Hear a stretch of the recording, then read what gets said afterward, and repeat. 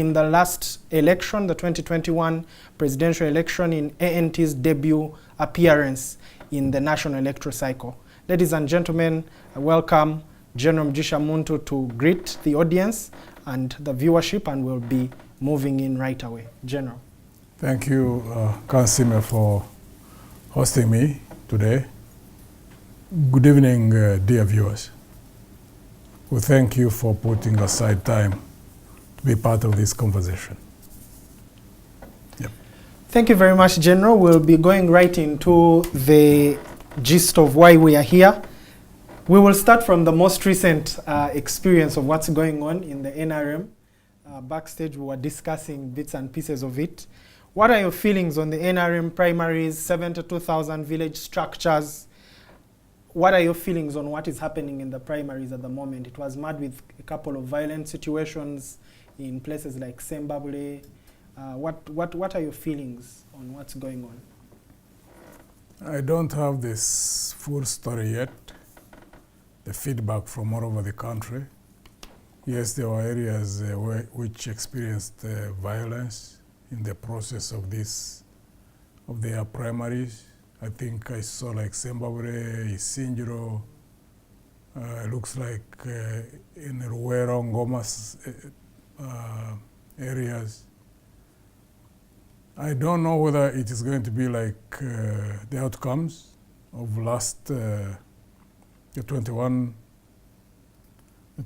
2021 primaries, because in those primaries, I recall, they had about 400 plus petitions. I don't know whether they learned lessons from that and rectified the weaknesses in the system and they put it right. I don't know. We'll wait and see the outcomes eventually. But overall, it's a con game. There is no party. If it's not dependent on national resources like NRM does, that would run primaries of that nature. And they will experience it when they're out of power. The logistical and financial implications of having to run primaries like that. If NRM wasn't dependent on our taxpayers' money, they wouldn't be able to do that. But they'll get to know when they're out of power, which I would like to believe down the road, soon, they will know that you cannot run primaries of that nature. However, even for those who are in NRM, we'll wait and see those who come fresh out of their primaries.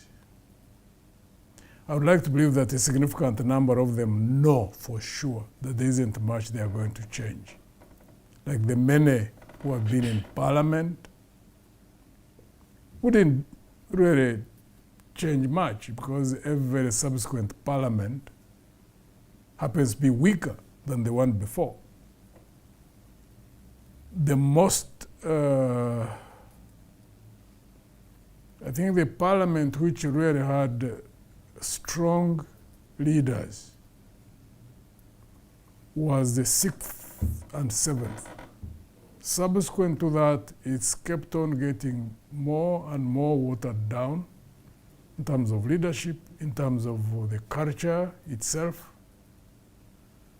I would like to believe that right now, this primary they are in, for those who go ahead to make it beyond the general elections, I highly doubt whether they're going to be better than this parliament that is closing early next year. I think it's the 11th. Because you bump into quite a number of them when you ask them, out of 10 who've been running, those who believe in NRM and those who believe in what is happening in the country right now, you can't get more than 2, 3.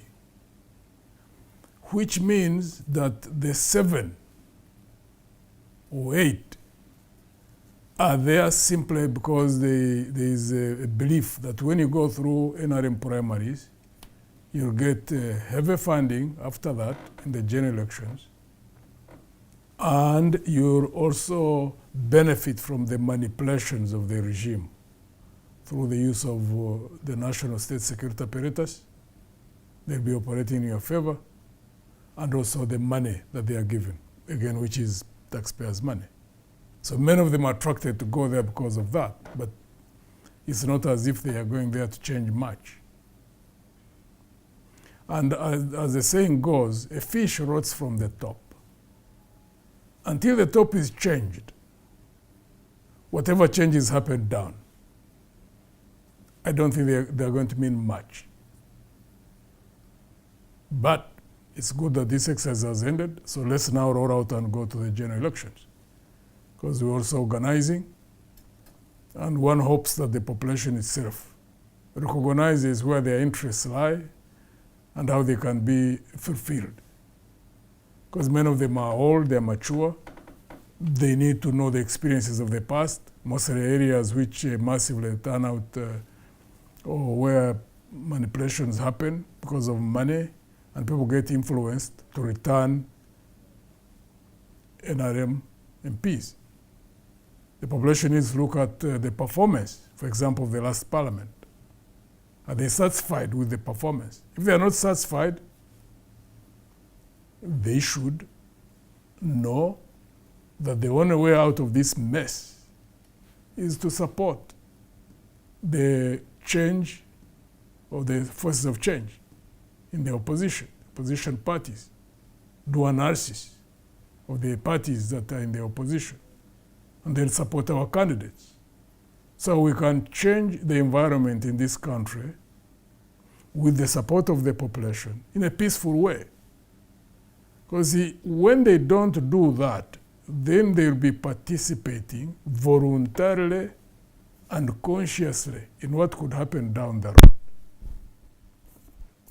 Because for us keep on getting, a parliament full of NRM, LOC5s, LOC3s, and yet the corruption which is so deep,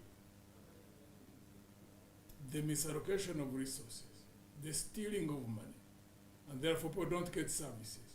And they keep on, being aggrieved. And then there is a repression from the regime because they don't want to hear challenging thoughts or alternatives. And that tension keeps on building up, further and further. Many times it leads to an open crisis, which we hope really we don't take that direction. But if we were to do so, if eventually there was an implosion in this country, the population would need to know that they would have participated in what would have happened. Because they should be conscious. They should know that, to direct the future, to shape it the way they desire. Why do they keep on voting in people whom they know are not going to participate in changing the status quo in a peaceful way? So the population should be conscious of that. Therefore, change the pattern. Not to be influenced by money, also not to fear. Because it's a secret ballot. And no matter when you vote overwhelmingly in an area, yes, the regime can try to tamper with the results, but the last elections, for example, we saw them being eliminated in Buganda and in Busoga, at least at the presidential level. So even other areas need to know that. They should not expect that someone is going to come from anywhere and do things for them. They must participate in shaping the future that they desire to get into. Thank you, General. And I think for me that raises the question on, are we hiding our heads in the sand?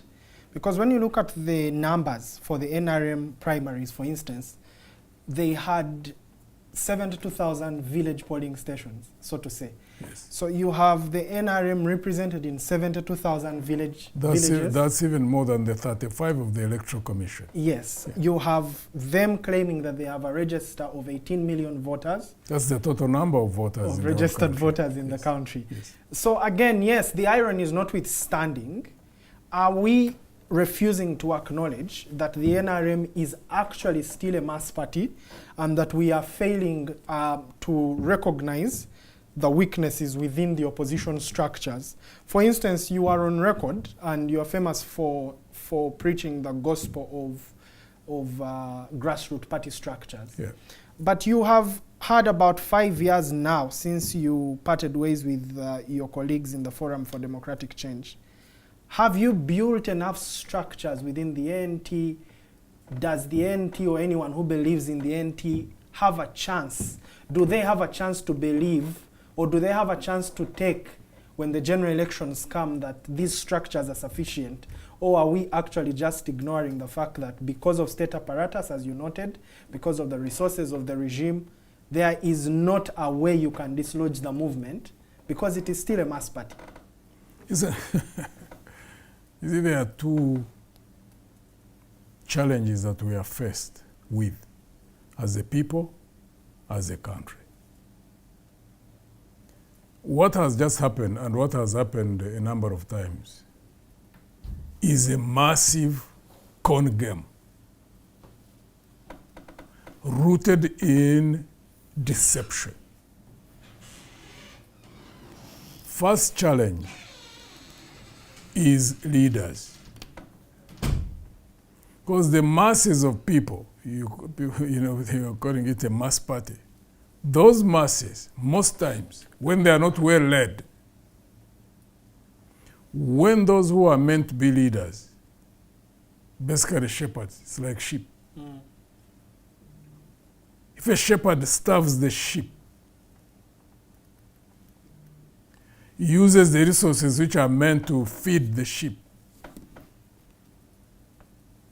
steals money which is supposed to be for water for the sheep, money for salt for the sheep, can't treat the sheep. But somehow, through, like in this particular case, influencing the minds of the people, not to see that for them to get out of that kind of situation, that they need to change shepherds. So now the shepherd who's been stealing salt at the end comes now with salt and starts distributing it. People forget the whole 5 years. They want to live for today. That's one of the problems. Yes. So we have problems with the leaders, those who are meant to give leadership in the elite, from the elite class, because normally that's where they are drawn from, are broken down themselves. They have also chosen, rather than to fight long term, to simply survive. They are more or less influenced by their desires for today. And when the population is not led, therefore, they also play a survival game.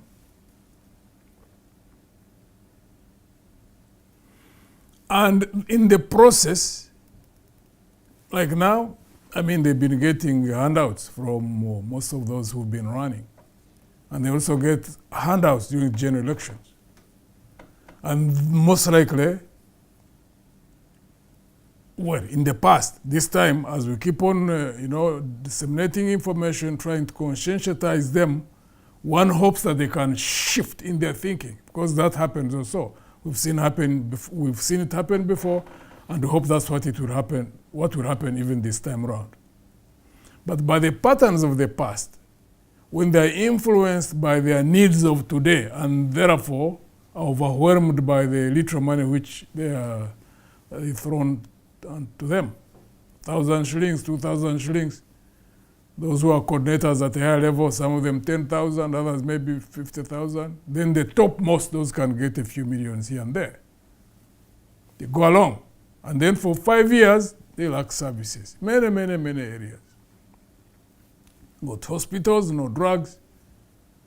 There's no healthcare system that really caters for those who don't have money of their own for treatment. And most of I'd like to believe out of 10 people, possibly about 7, if they get a bill for the medical care, like is 10 million, I'd like to believe about 7 or 8 can't afford to pay that kind of money. Yes. So it's only maybe 2 who will afford. But the people down there who are voting are not asking themselves that question because they want money for today. And then the leaders who could organize them, motivate them, and direct them to changing the status quo so that they can get better services for the taxes that they pay. When the leaders also compromised, you get that kind of situation. And when that kind of situation is sustained through fear, or indeed through monetary influence, the experience we have had in many other parts of the country, almost, there's always an implosion. So how to break out of that? There have to be people who keep pointing out that over and over. And then hopefully there can be people who will wake up to that fact and see how they can influence a situation in a different way, like now in an election. Now, if they don't do that, basically we will continue moving towards that point when there can be an implosion, inevitably, which happens.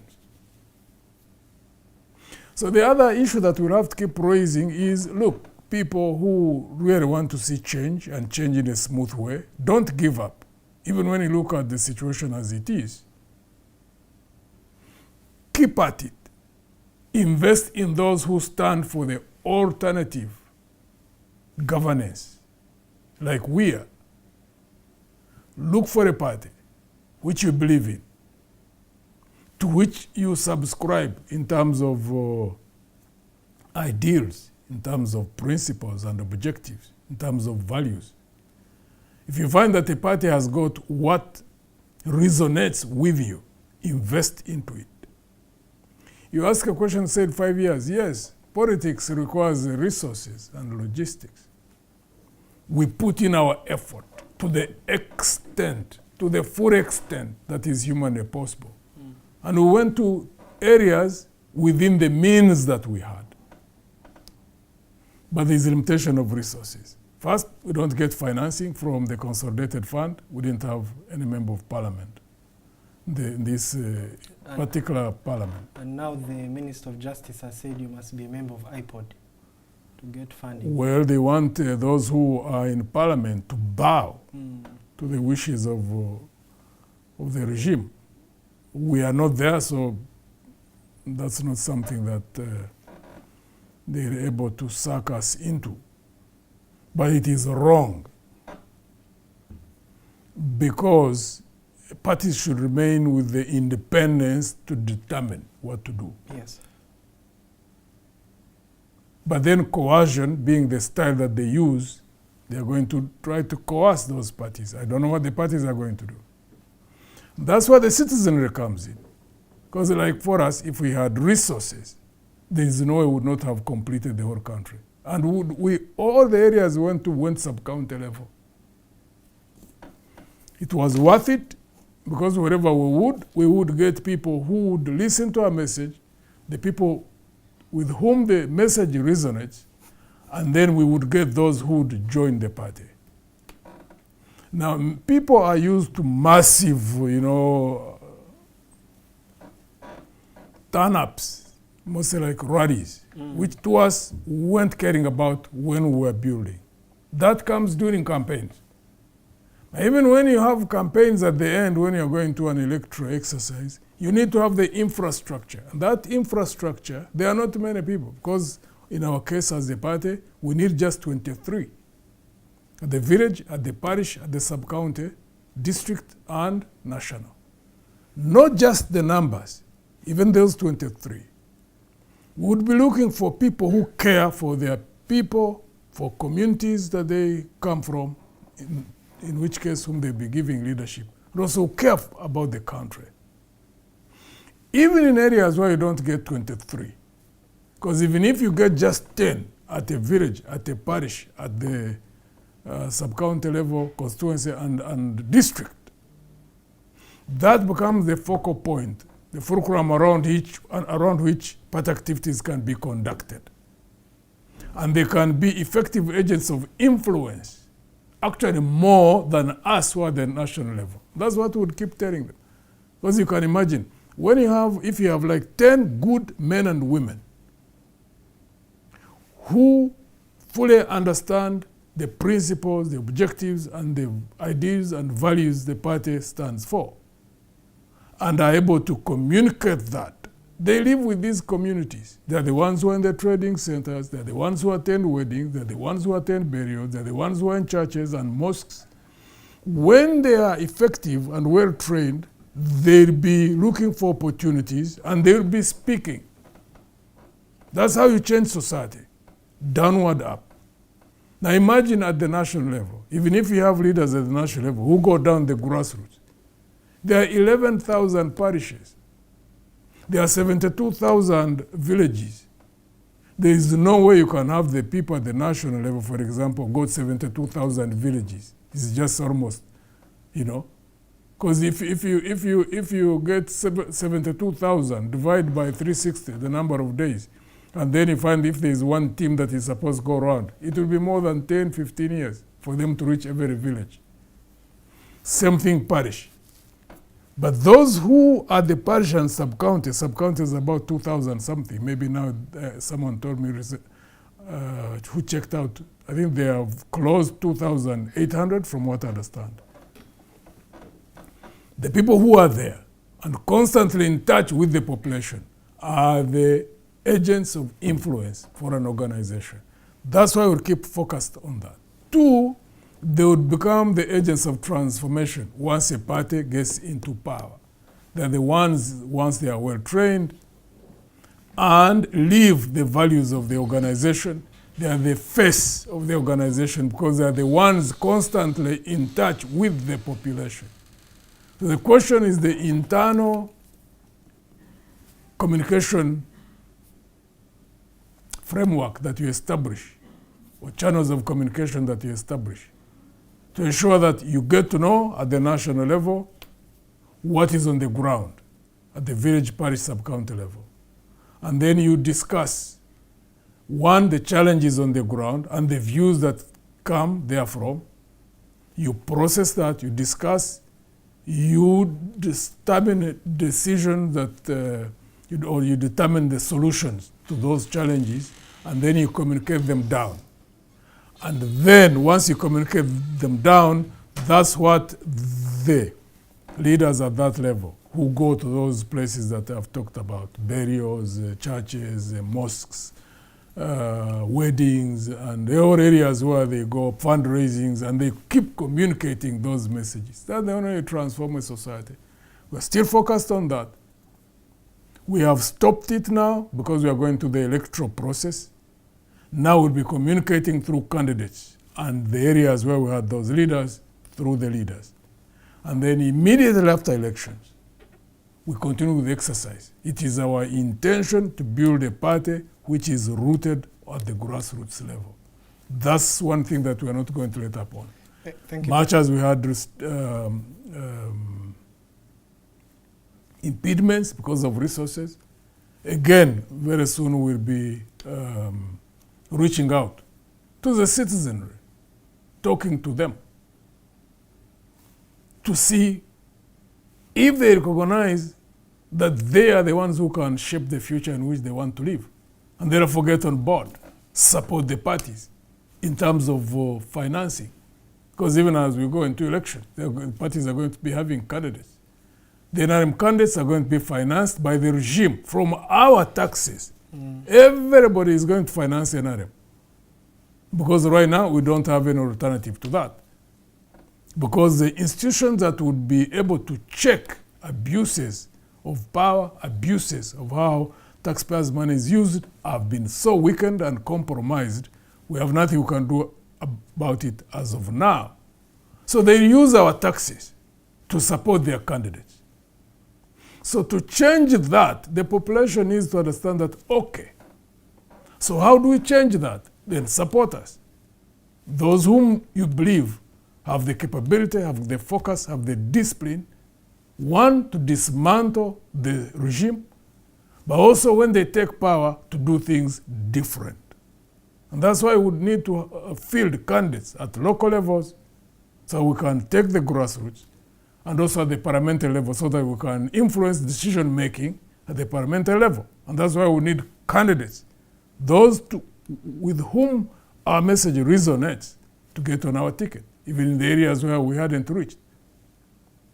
And then from the financing from the population, because people at times don't even understand the magnitude of what they can do. Because they look at themselves as individuals. Someone says, what can I do? No, the cumulative effect of smaller contributions can be huge. I don't want to use an example of, a person putting in 10,000 a month. 10,000, I think, is the cost of about 3 beers, if I'm not mistaken. And the elite in this country, if I may use the example of beers, who take beers. If to sacrifice 3 beers in one day for the whole month and say, let me put this 10,000 in this party or that party or that party. If you get 100,000, and I know the elite in this country who can afford to put that kind of money into whatever, can be maybe roughly about $1 million. So we're talking about 10% of that. They put 10,000. You put 10,000, 100,000 in a party like NT, that's 1 billion. If we're getting that kind of financing on a monthly basis, we, like in the last 3-4 years, would really have completely cut this regime at the grassroots level. Completely. Would dismantle it. But also people need to know that we need to build ourselves. Because if the future is going to be shaped in a positive direction, you need a party which organizes itself, attracts good men and women who know that even when they're in power, they must be held accountable. And therefore it is incumbent upon them to put systems of accountability in place. That they must establish and build family, a foundation for good governance, justice, fairness, equality before the law, and utilization of national resources in building the economy in its different sectors: agriculture, manufacturing, transportation, for logistical purposes to support all those sectors, to invest in social services, health sector, educational sector, create jobs. Those are challenges. The only way those challenges can be met is to have responsible men and women who get into an organization. For them to do that, the party must organize, must attract them, must communicate, must brand, must market. All that requires resources. So, those who want to live in a better future, you have to invest. Like you invest money in different things. Invest money in churches, invest money in mosques. You give support those who are going to wed. You give support those who are bearing. Politics is at the core of our existence. It's an inescapable fact. You want a better future, you have to invest into it. You can't escape that. You don't do that, there's a gap. The Bafere remain the overwhelming actors in the political processes. And they do what they always do. It impacts on you negatively. And then you cry from morning until evening, one day, 1 week, 1 month, over and over. What kind of country do you want us to be in? One, not to understand that you are living in a contradiction. You want a better future, but you don't want to finance it or to invest into it. So how do you intend to get out of it? It's a dilemma. But we can always keep speaking. We can't coerce anybody. We cannot do much about it other than to keep pointing out this factor over and over. And as the Bible says, whatever man sows, so shall he reap. Thank you, General. That message is quite powerful and clarifying on what, because sometimes Ugandans ask the question, what can we do? And I like that you mentioned that the cumulative effect of individual contributions Yes. can be massive. Yes. And I think that's a direction that whether you support the Alliance for National Transformation or the National Unity Platform or the Forum for Whatever Democratic party you Change, support. that you need to invest in the future. But you can see, there are other factors why the population should really support parties, in as far as I'm concerned. The other issue is, how on earth will you even know how to trust us?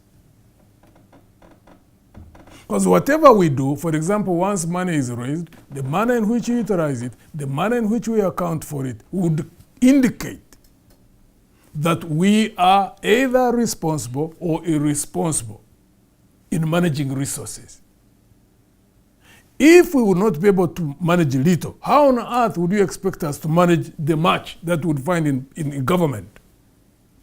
People don't seem to understand. The governance is not like running a market. The temptations are overwhelming. If, for example, you can't manage, say, if you raise 1 billion for us every month and we can't manage it well and account for it, and then suddenly you're going to manage 1 trillion.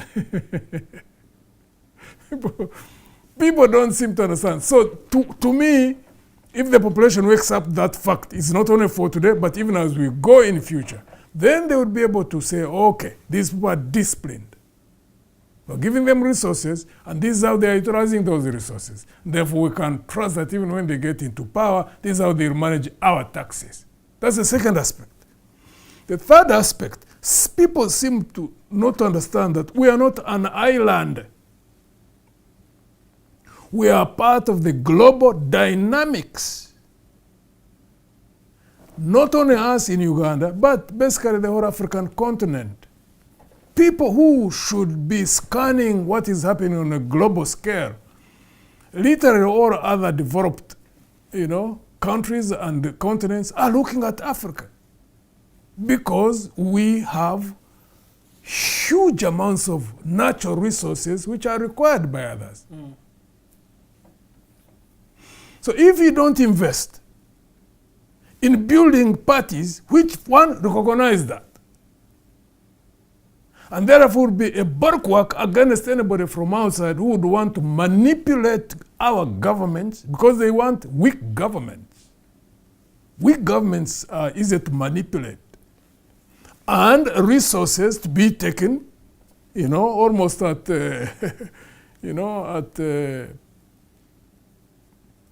I saw like the example which is now become openly pronounced. Like Niger. Niger, they were buying a ton of uranium, if I recall correctly, around $12 per ton of uranium from Niger by France. When Niger, the last about 2, 3, 4 years ago, I think there was a coup, they reversed that. They are selling uranium now, a ton at $200. You can imagine the magnitude. Mm. That's a fundamental difference. Yes. And there are many areas. So if we don't invest in building strong parties, mostly the elite, because the peasant wouldn't understand all this. But people who've gone to school, what did you study in school? If you can't understand the global dynamics, if you don't understand the existential threat,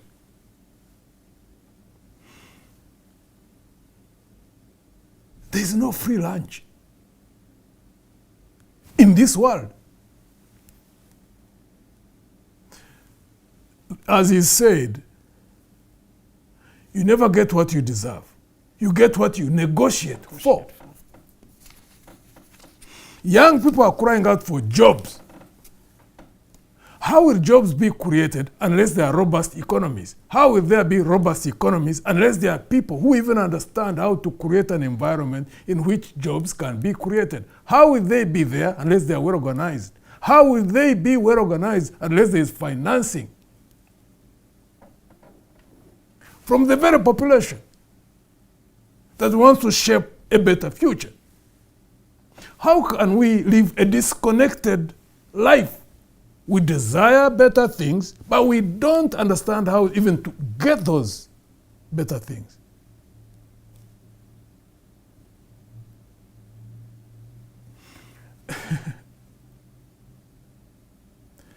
There are many countries around the world that are looking for raw materials. And we are still at that level, producing raw materials for the rest of the world.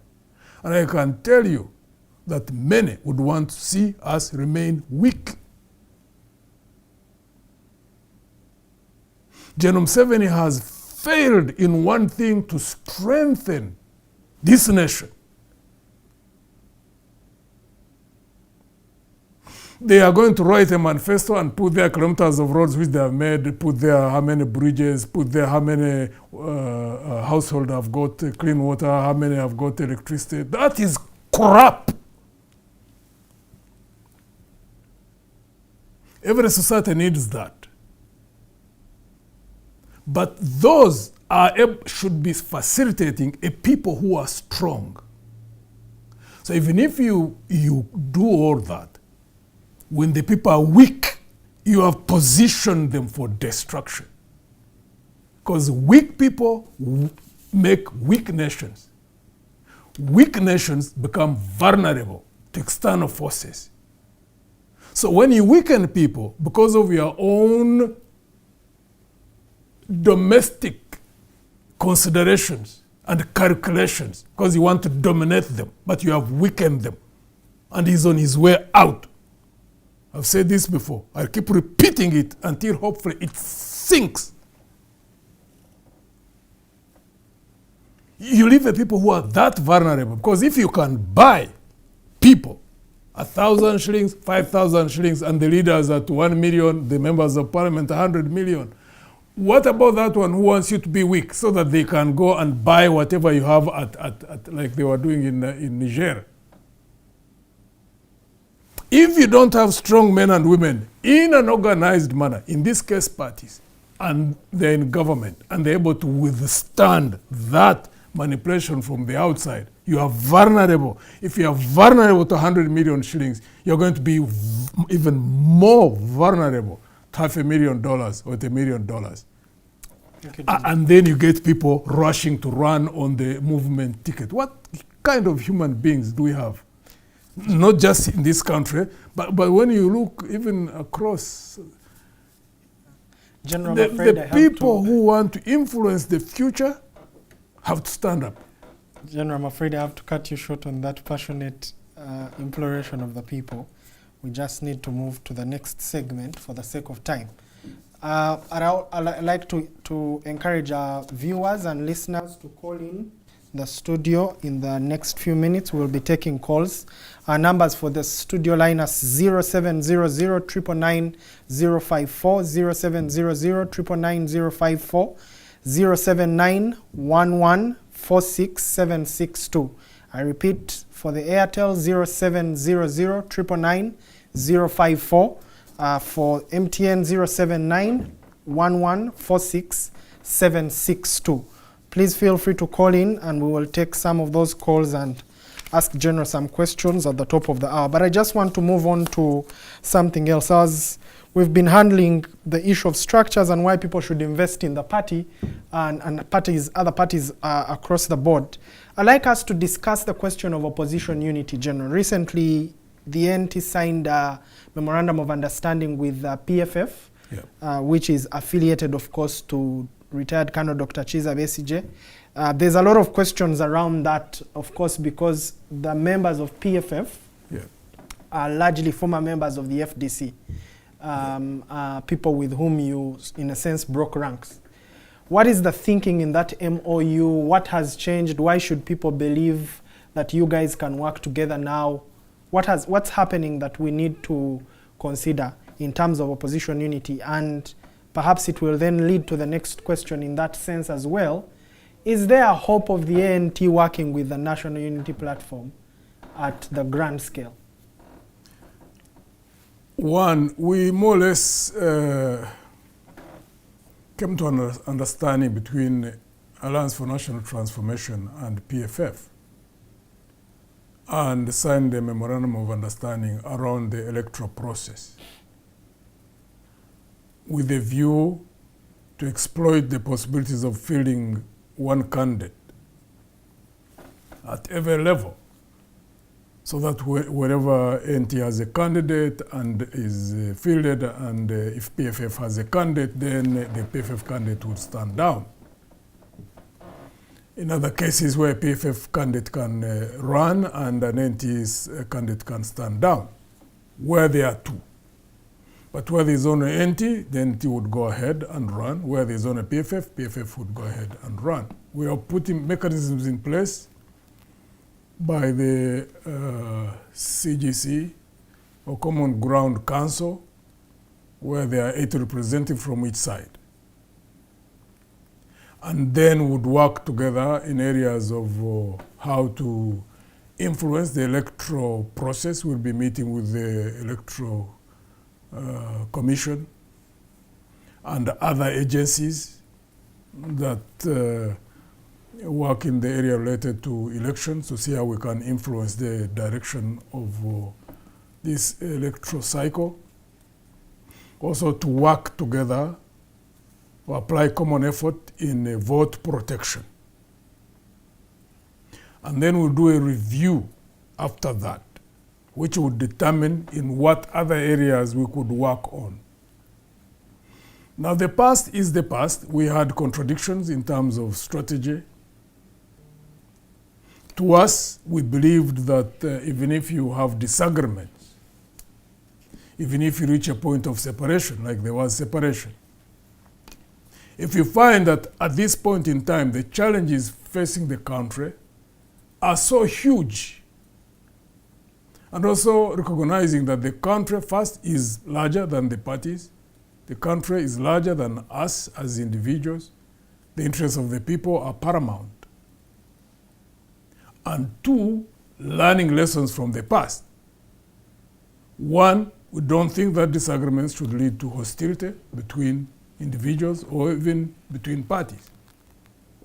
And therefore, it's a mature way to do things. And that's why we reached this memorandum of understanding. And as they say, the taste of the pudding is in the eating, because there are 2 sides. 1, what we have desired to do, and the side of the population. So what I think the population needs to do is give us the benefit of doubt, because we know it's incumbent upon us to prove whether what we are doing is simply opportunistic or whether it is real. And we know if we don't midwife this effort to its logical, successful end, then we'll be judged by time. We know that. And therefore, we didn't rush into anything. We carefully discuss these issues and reach a consensus on the things that we need to do as of now. Even in the future, any other effort beyond what we are involved in now will be carefully considered and will have the benefit of hindsight, since we have gone through this whole process. Where we may make errors, for us to know that yes, to err is human, but to apply our minds to wherever there would have been areas of weakness, resolve them, and keep moving. That's how all organizations which succeed, that's what they do, even countries. So time is going to prove us, and I believe they'll find that the benefit of doubt, for those who give the benefit of doubt to us, would not have been misplaced. 2, having now come into an MOU with ANT and PFF, while in the past we were separately in touch with NUP. So now we will continue being in touch with it jointly and explore areas of possible cooperation, where we find areas where we can apply effort on the basis of a common ground. we will keep discussing with NUP. And there were mistakes made in the past. I have pointed this out before. Let me point it out again. In the past, I think a number of our colleagues in the political class, more so on the opposition side, were always focused on achieving 100% of whatever they would be negotiating. I have been in many attempts in the past. My view then, as it is now, is that you don't have to agree on 100%. That if you have 5 potential areas of cooperation, if you don't agree on 2, go with the 3. But ensure that you put in place mechanisms that enable you to work on the 3 without the 2 where you have not agreed, causing you strife. In my own estimation, it could have been achieved in the past, but we didn't apply it. I believe it can be achieved now. My hope is that we give it attention and also apply our effort to it. Even if you don't agree on 3 and you agree on 2, go with the 2. General, I think the question Yes. that Ugandans want you to answer, and I see it a lot on social media platforms, Yes. There is a general feeling, especially among the elite. Yes. Again, social media does not represent even perhaps a quarter of the population. Of the population, yes. But it gives a good view of the elite thinking. Yes. The question is, Yes. in a situation where you're put in a room Yes. with Mr. Robert Chagulanyi, Yes. also known as Bobby Wine, Yes. because I think right now, together with Dr. Besigye, you're the 3 main opposition actors. Would you agree to not run in a presidential election in favor of Bobby Wine? You see, the issue is, Because I think that's the question many Ugandans are asking. best case scenario, one hopes that would happen. But suppose it doesn't happen. Does that mean that you don't cooperate? Because in as far as I'm concerned, parties are not individuals. Parties go beyond individuals. 2, is it the only factor? Perhaps the major factor. Because 1, there's a factor of candidates. The top candidates and the lower candidates. Yes. 2, there is a factor of communications. How do you coordinate communications? Because you have the same objective, removing a regime. There are areas where you can harmonize message. All of you facing your adversary, the one you want to remove. There is an area of shaping the environment. How do you interact with all agencies with the purpose to influence the operational environment in which the electoral process is going to be, conducted? 3, there is vote protection. You have got 35,000 polling stations where you are going to have agents. Now you may find that there are many areas where maybe if you are 3 parties, where you all may have. But there may be other areas where 2 may have and 1 doesn't have. There may also be other areas where 1 has and the 2 don't have. There could also be other areas where maybe you may find that none of the 3 have. But you can pay attention to that and apply your organizational capabilities around that area and be able to build very fast and have agents in those areas. That can be an area of focus and you work on it. Now, if you are able to have a common understanding and reach a consensus on all the 3, have 1 presidential candidate, work together, or even on the lower levels, work together on communications, work together on relations, on influencing the agencies involved in the electoral process, and vote protection. You agree on all the 4. Perfect. That's the perfect case scenario. But suppose you don't agree, for example, on the presidential level. So, does that mean that you just fall apart? I don't believe in that myself. General, because you can have 2, even 3 presidential candidates running, but for example, you can work together in how to protect votes all around. So I simply can't understand. I mean, my background is in the army. You can have more than one army fighting against a common adversary. But you would have to sit and ensure that there is each force that is deployed operates on its own axis. There's a central axis, there's the left flank, the right flank, the left flank, and you have communications. And you're advancing against a common adversary. It happens. In politics, it happens. It has happened in quite a number of countries. The only problem here, I think, has been we've never applied our minds to that. So the case that you have failed to get one candidate, for example, and that therefore you should break down does not make sense to me at all. But General, in the past? Yes, because, look, you also need to factor in some factors. I mean, to put in perspective certain factors. Suppose from analysis, because at times you can do analysis of a situation and you find that actually you should not even have one candidate, even if others were ready to step down for him or her. There are factors which can actually lead you to deliberately field more than one candidate. When you apply your mind to that. General, what would some of those factors be? Because I think now yes. There is general consensus yes. that one, the nation must, in one way or another, yes. get done with the NRM regime. Yes. And anything that may come in its semblance. Yes.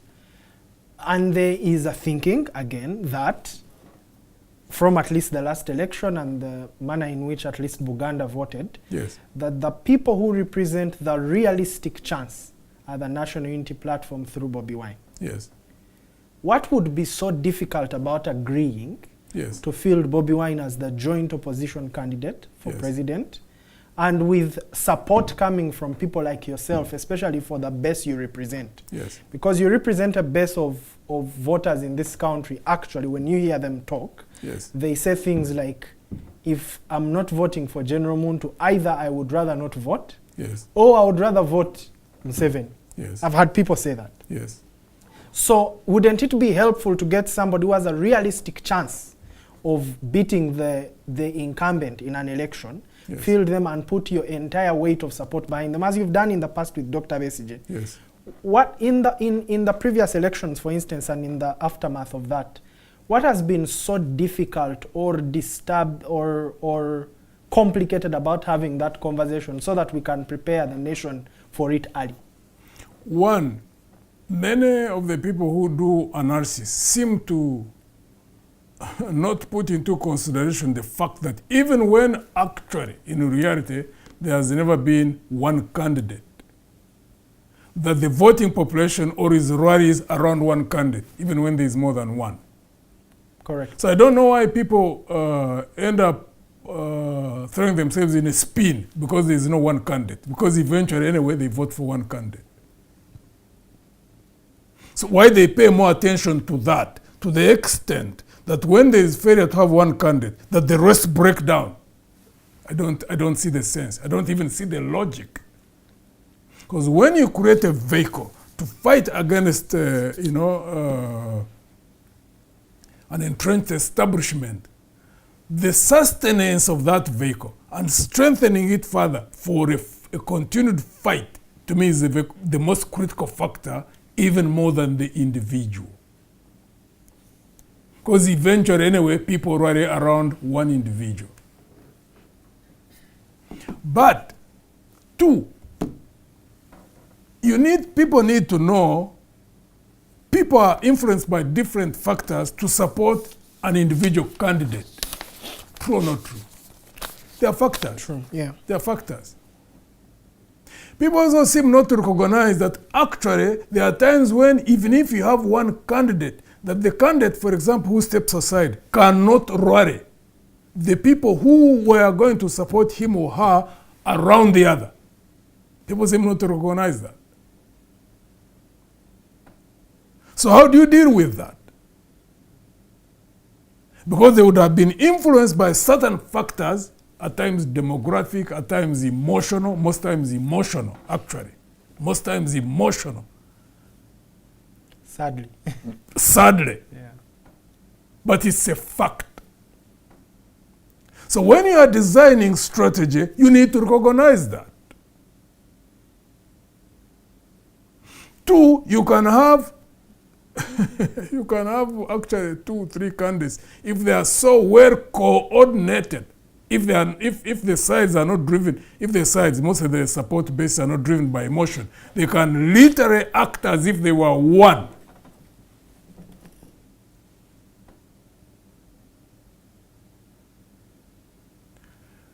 We have a problem of organizational concepts, how we interpret things. It's amazing why we just throw ourselves into so much. We are in a panic. You know? But a struggle is a process. We'll keep at it, because for me, I'm convinced that as time unfolds, eventually we will achieve victory. It's only at that point when people look back, and then whatever explanations they would not have understood, at that point they will click. Because they will click because of the benefit, because of the advantage of hindsight. There are things you can't explain at some point, and people comprehend that, unfortunately. Politics not being a science where you know that you add this this you add this and this and you get that.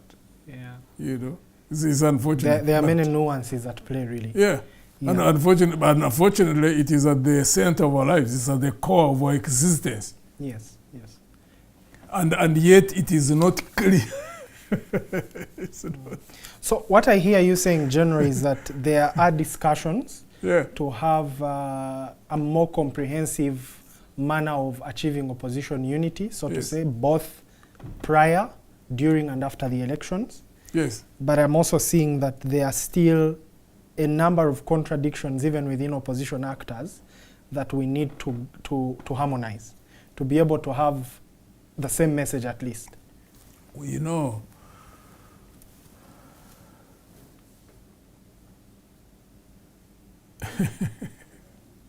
I always people saying you should become one. There are even those who say break down the parties and become one. Become one, yes. And you get a sense that people are confusing oneness to mean unity. It doesn't mean that. Yes. People can be living in one house, but they're enemies, like enemies. Yes. You can be moving in one vehicle, but literally you are at each other's necks. Yes. But you can actually be moving in separate vehicles, but you are one, because you are focused on one common destination, and you're in constant communications. You even agree where you are going to stop, where you can have a refreshment, where you can stretch yourselves, and you keep moving. You have a common objective, and you know what you are going to do when you reach where you are going to reach. Why? You're in separate vehicles, but hearts and minds are together. They're in unity.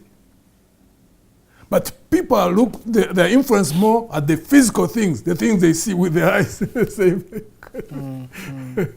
You know, you can be different formations, but you have a common objective. You communicate whatever you are going to be doing together.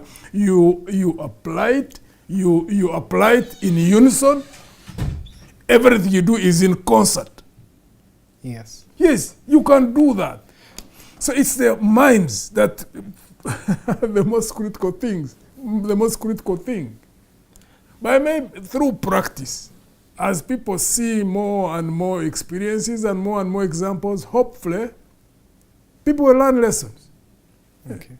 Thank you, General. I think we need to receive some calls. The studio can let us know if we have some calls. Again, our call numbers are 0700 999 054, 0791 146762, 0700 999 054, 07911 46762. If we receive some calls, we'll be able to take them. But as we wait, there are some comments from social media. Generally, there are some people whose comments have come in.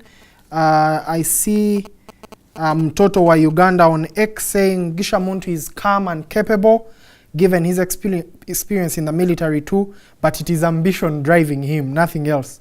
Why didn't he stay and change NRM? He wanted to be the boss.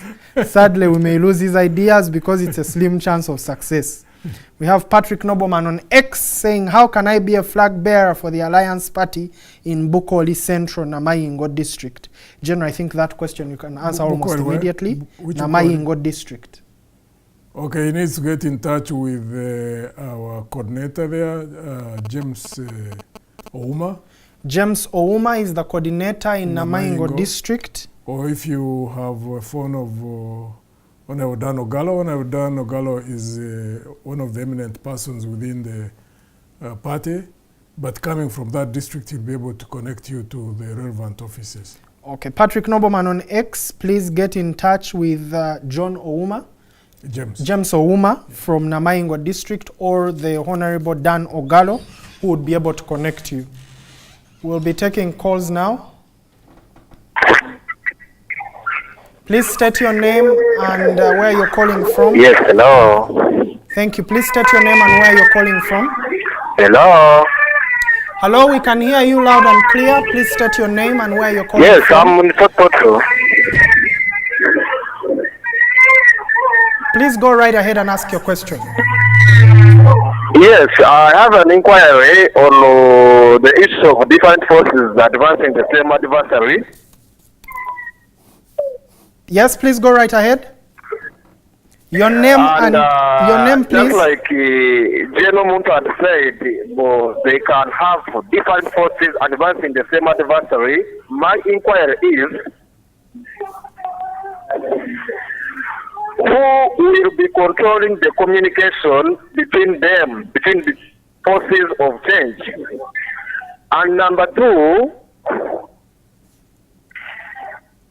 if General Muntu is trusted with power, how will he be able to combat the insurgents, that is the ADF and the Al-Shabaab, whereby Ugandan troops are fighting in the nearby countries? Number three, how will General Muntu fight against corruption that is overwhelming the country? That's my question. Thank you. Thank you very much. Would that be Josh Reloaded? Okay, I think that's also Josh Reloaded. He had already posted on Facebook asking the same question. How would General Muntu deal with the insurgent groups like ADF and Al-Shabaab, but also fighting against corruption? On corruption. General, could we just take a few more calls, then we answer the questions at once? If we have another caller online, we can take another call. All right, General Muntu, I think we can answer those questions. Two questions. How will you handle the communication in terms of different forces advancing against the same adversary? And if the MOU that we signed, we have eight members in the Common Ground Council, and below there will be a common elections bureau. And under it there would be different sub-departments, and one would be communications. And therefore they would be shaping the communications aspect of the joint force. And if there is any other that we work with in that regard, same. So that there is coordination. They see how to shape whatever messages that will be given out. And there are a number of technical people that will deploy in that area, and they'll be able to do that. On corruption, the most effective way that you fight corruption is first, you look for a team of men and women who have integrity. That's where you start from.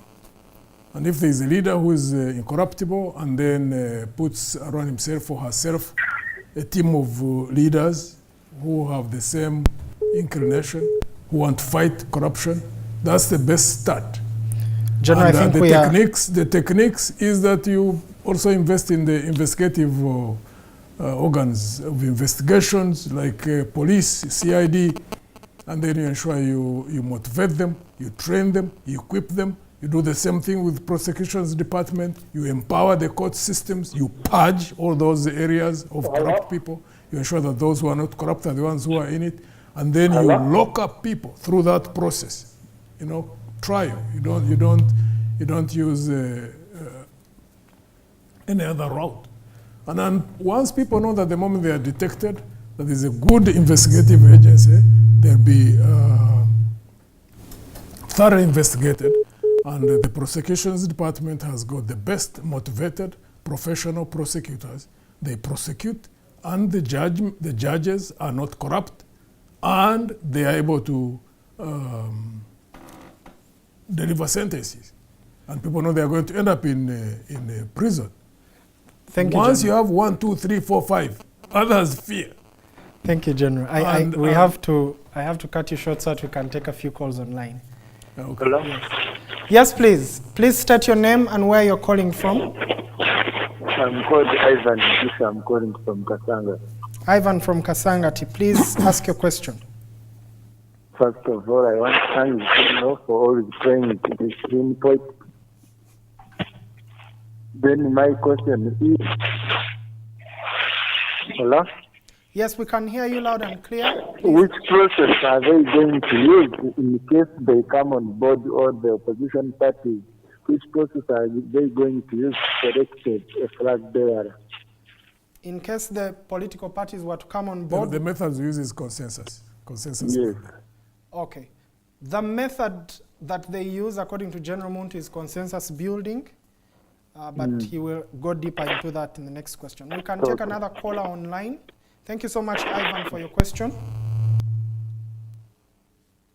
In case we have another caller, we can take another caller online, but I can also see some comments from social media.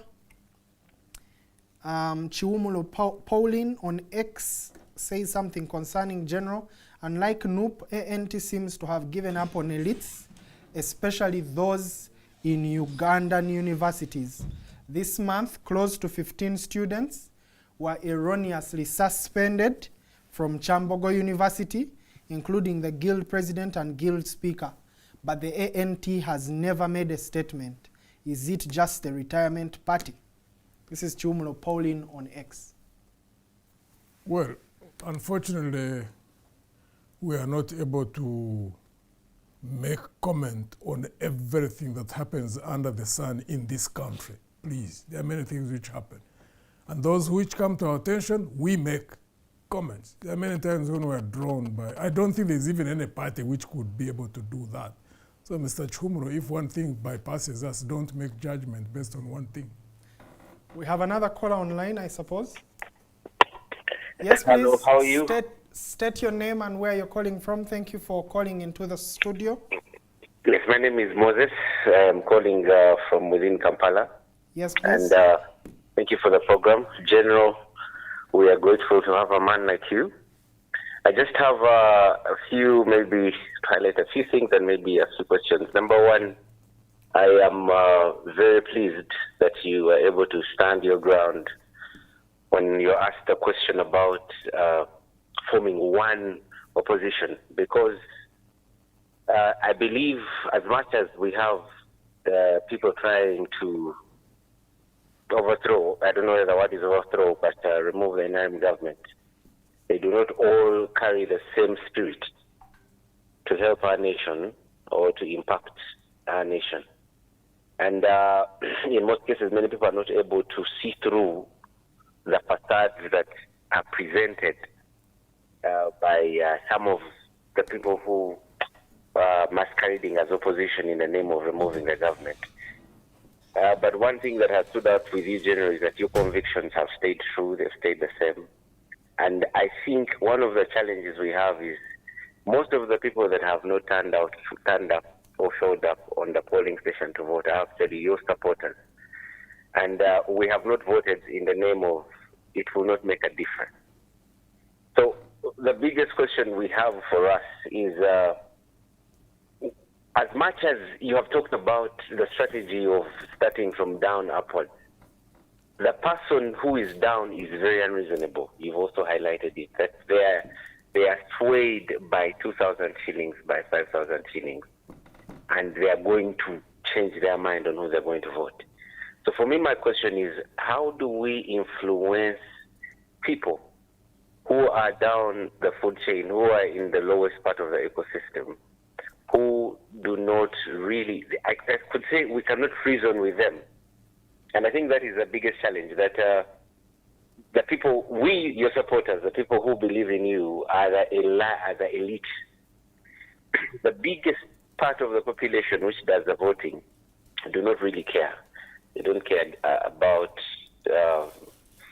policies. They don't care they even don't know what is happening in this nation. So I don't know, General, what you have to say about that. For me, one of the things I believe would need in this nation is maybe when I look at that dilemma in our nation, I feel maybe we need to introduce like the way they vote in the US, where you find votes don't carry the same weight, because a person who can be swayed by 2,000 shillings should not have the same say as a person who genuinely feels for this nation. General, thank you very much. We love you. We are behind you. And we pray for you. Thank you, sir. Thank you. Thanks a lot. Thank you very much, Moses. Mr. Moses from Kampala. Yeah, Moses, the unfortunate thing is that it's only the magnitude of what is given. Because while the people in the rural areas may be swayed by 2,000, then we have the leaders who are swayed by much more, but still who are swayed to go in the wrong direction. So that's where the dilemma is. Therefore, we can't give up. We cannot give up on the leaders, nor give up on the peasants. We must keep doing and disseminating, doing the right things and disseminating the correct information as a way of influencing people. Because there's a point when people are pushed the corner to the wall and they recognize that, you know what, this is unsustainable. And when they reach that point, they need to be hearing alternative voices. That's when people shift. That's how society changes. All societies change. Incidentally, all those countries that you see, whether it is Europe, whether it is in America, whether it is in China, even whichever system, by the way, is operational there, whether it's open democratic systems like the West, whether it is managed democratic processes like in the communist countries, China, Vietnam, and the rest, there are people who were focused on creating a particular end state. And they don't give up effort. They keep at it. And those countries were changed from being backward to the levels at which they are now. So there must be people who are resilient, who keep communicating constantly, continuously, relentlessly, until that point when people say enough is enough, and then they shift, like we have seen it happen. So we cannot give up on the people down there. There are factors which are influencing them to behave that way. There are also factors which are influencing the leaders to behave that way. But we can't give up because of them. Leaders never follow. Leaders lead. And what we are looking for as leaders. Because if you look at what is happening basically in the country, it would be the best way of us all throwing in the towel and we just give up. But we cannot follow people who are acting in the manner in which they are acting because of how they are influenced by factors beyond their capability to manage. We are leaders. We have to keep leading until people turn around. It happens all the time, since creation. It's the type of leaders that we are looking for to operate at the different levels, in different parts of the country. One thing that is for sure, the physical change will happen. I mean, General Museveni will get out of the seat one way or another. And then the second type of change, transforming a country, moving it from the mess in which it is, putting it on the right track. For both, it requires resilience. It requires leaders who don't follow. Because now, you can imagine, most of the people who went on the NRM tickets are not leaders. They are following where the masses are. But we are leaders. We know where we should be going. We know how to get there. Much as the people to whom what we are doing will actually benefit down the road. They don't understand that now. We can't follow them. We remain on track. And the time will come when they'll actually benefit from what we are doing.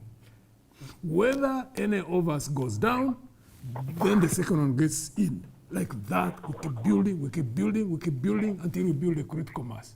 And critical mass at the national level doesn't require thousands, just a few hundreds in a political organization, a few thousands at the district and sub-county level and parish. And then that party will be well equipped to shift through influence the balance of forces from where we are at now and put the country in the right direction in the event that they take power. Thank you, General. I think we have a caller online. We'll take the call now. There was another question which I didn't respond to earlier on. I think someone was asking about ADF and yes, the insurgents. I'm hoping that this group that takes power, and I hope it will be us. If it is us, we have got the military experience and the skills and the understanding of strategy and tactics that need to be applied. But at the same time, there is an army which is being built. Fortunately for UPDF, it has many educated officers, many well-trained officers in terms of military skills. General, we may need to take And they've also been exposed. They've been fighting in many, many theaters. So what any party would do in the event that it is us is create an environment in which we professionalize the army, ensure that we leave room for the military command to conduct operations. Of course with guidance, more so when it is from a leader who also understands what warfare means, counterinsurgency warfare. So I wouldn't see that as a big challenge. The army would need to be well equipped. The army would need to be backed up in terms of logistical support. The army would need to be motivated. And also to ensure that the officers who are errant are put in line. And then there becomes an efficient machine that can fight and win victories. Thank you, General. There's a question on Twitter here on X. Is ANT as a party going to help candidates running on its ticket pay for the exorbitant nomination fees? We as the poor are locked out, yet we have ideas and can improve the quality of debate when elected to the August House. That is Derek Moganza on X. We are hoping to do so. We are starting a fundraising effort to the citizenry, and we're hoping that the citizenry will come up and support that call so that we can get the resources to put behind the candidates that would be running at the different levels. Thank you very much, General. I'll take that call as well. Please state your name and where you're calling from, and then go right ahead and ask your question. Yes, good evening. My name is David Richard from Wakiso. David from Wakiso. I'd like to thank General for the tireless efforts to transform the country. However, there's something I want to note that it needs to note that politics is like 90% psychological and maybe 10% logical. So that's why the alliance is facing a big challenge. So sometimes it's good to note that we need to do more than explaining our ideas. There's also need to push some psychological influences. See, last time NRM was sparing buses of people to show that they have, where they have a conference, that they have a lot of people. Those things, sometimes I'm seeing like they are necessary for psychological purposes because people don't want to be on the difficult side. So we need to get more things that can influence the population also psychologically, because those things are very important. I was imagining today, if you are explaining to a Obshobozi support believer that they want to make a better government, someone who can't even understand that he was created by God and just believing how will he know a better government. So it is quite a difficult challenge that you can explain ideas, a few people will get the ideas, but there's a psychological bit of it that is where people will not understand ideas. They just want to follow whatever is popular. So it's important to raise ideas that will also influence psychologically the population.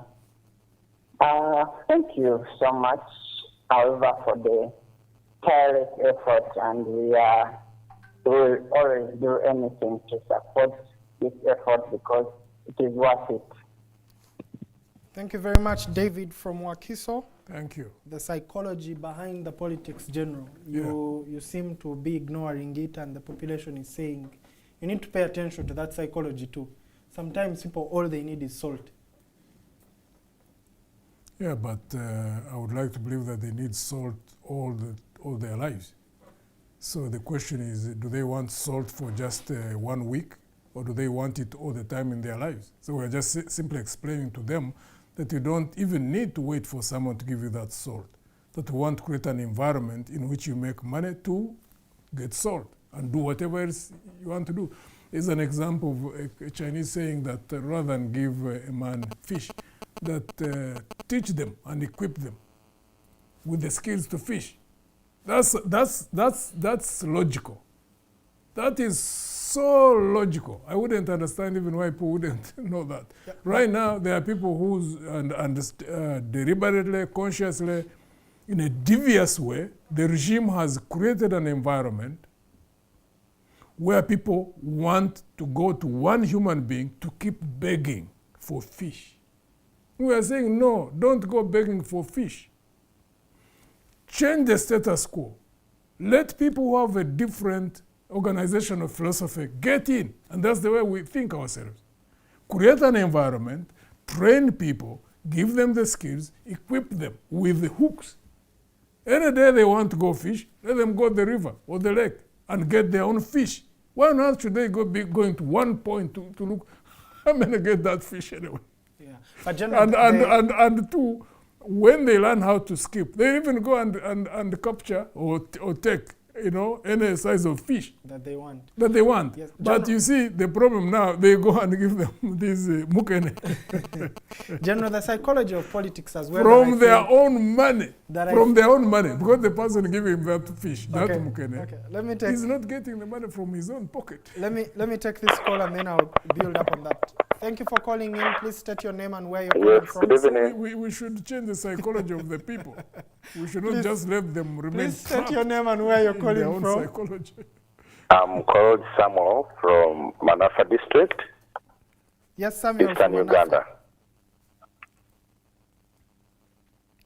Yes, please Can go you right hear me? ahead.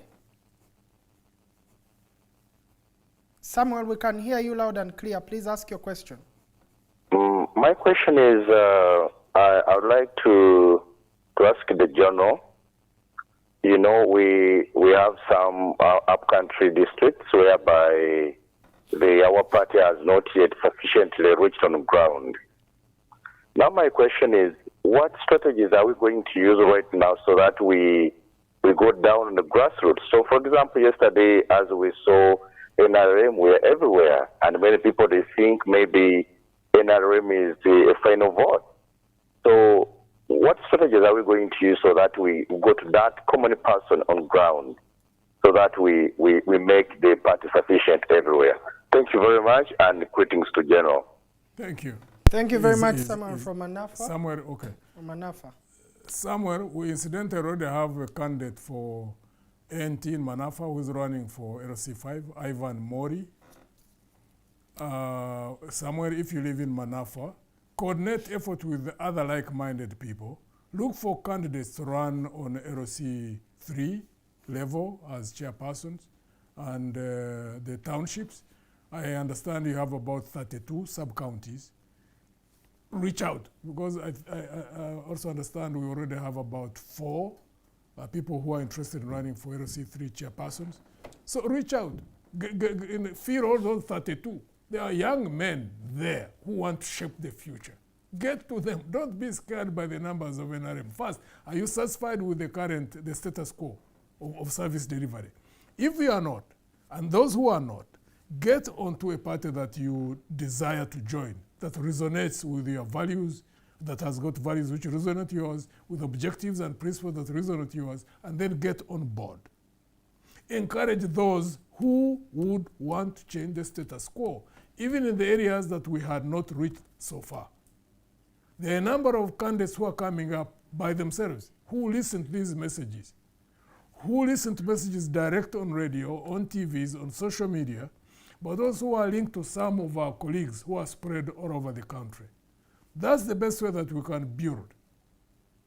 Take a stand. I mean, many of the young people who have finished university, some of them now are in their late 20s, early 30s. Sacrifice. Go there. Change society. The people are going to be exploited to a point where there will be an implosion in this country.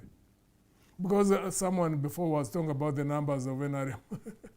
Mubarak had 90+% a year before he was thrown out. Same thing with Bashir. I think he also had about 90+. So don't look at those numbers.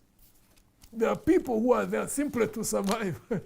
I can tell you, those people who are putting on yellow, the day the NRM collapses, you look for them, you won't see them. That's what happened. What we need now is leaders. People who not bow to the status quo, to the powers that be, that want everybody to bow, to be humiliated as they do to many, and they don't care about them anyway. You know, we have to have leaders, one who recognize that dignity is a very, very critical thing in the existence of any human being on this planet. Because when you retain your dignity, whatever difficulties you find on the way, you reach a point of breakthrough, even in getting the material things of the world, which will help you in your needs and the needs of your family. Then you have two things. You have the material things, but you also have dignity. If you have material things, but you are so broken in your spirit, in your inner being, in my own estimation, you are operating almost at a level of being like, I don't know what to say. So when you have leaders who are so devious that they are broken a people, like our people have been broken on the lower level, at the leadership level, there must be counter effort to reverse that. And the moment this regime is out, Genome 7 is out, the painstaking effort of rebuilding our people, that's the most critical thing. The roads are important, power generation, power transmission, power distribution is important, so that power gets to people, gets to factories. It's important. Provision of clean drinking water, drugs in hospitals, well-paid public servants, teachers, and all other professionals. That's important. But the most important thing is the dignity of the people. That there are people whose self-sense, I mean the sense of worthiness. If you have a population that how will you even have a country develop? Because the extent of innovation, the extent of creativity of any human being is rooted in confidence in themselves, in the sense of worthiness that they do have. And if you have a people who are so broken that they are just simply looking on how to go and beg, how will the country be turned around? So we need people, one, who won't bend, who won't bow to the devious activities of these people who are run by, I don't think I should even go in that direction, but who are going to stand and become pillars of hope, pillars that can rejuvenate a people who are broken. It's a continuous, it's going to be a painstaking process, but the ultimate objective is to restore dignity to our people. We can't give up. So wherever you are, whatever spheres of influence you have, influence people to take a stand. It's nothing new. Don't be scared by what you see, how our society is. There are many societies that have been like this.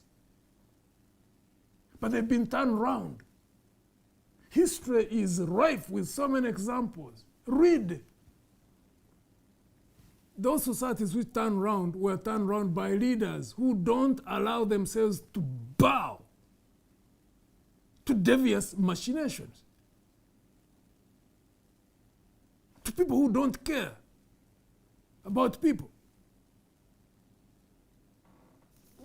Those leaders don't even have to be in millions. Many times they are few, but they must be there. And in Uganda, they are there. They're hiding in churches, they're hiding in mosques, they're hiding in their professions. They don't want to take a stand, they want to survive. But in the process, we are getting more and more closer to what we wouldn't desire to see happen in this country. If leaders who have capabilities of leading remain hiding wherever they are hiding, and we reach that unfortunate point where we could reach, like other societies where people have not decided to stand in the gap and turn around things in a peaceful way, we could have a problem down the road. And I don't see any reason why we should reach that point. Thank you so much, General. The passionate plea of General Muntu continues concerning how we can turn around the fortunes of our nation. The ultimate objective, in his own words, is to restore the dignity of our people. Thank you, ladies and gentlemen, for joining us for this month's segment of the Ask Muntu show. We thank you for your viewership, for those who called in, for those who gave comments on X, on Facebook, and all our social media platforms. We look forward to the next engagement. And until then, we ask that you do as you have been told, not as you have been doing previously. Invest in the parties that you support. Invest in the future of this nation, because that investment is worth it. From us to you, thank you, good evening, and God bless you.